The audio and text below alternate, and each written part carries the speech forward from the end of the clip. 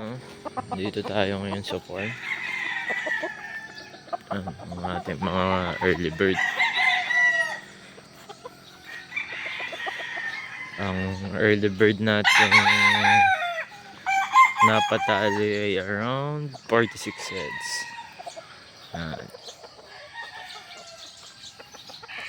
Sa ating mga local.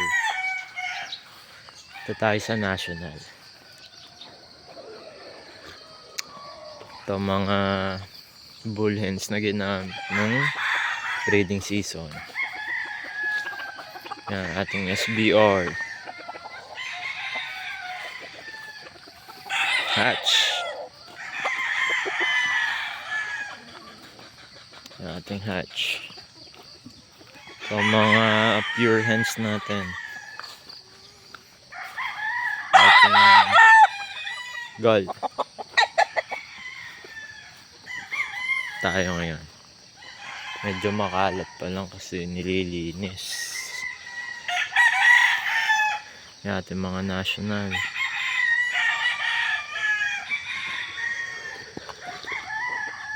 Medyo nilalamig pa bagong lipat sa kulungan. Babagong range. Yan.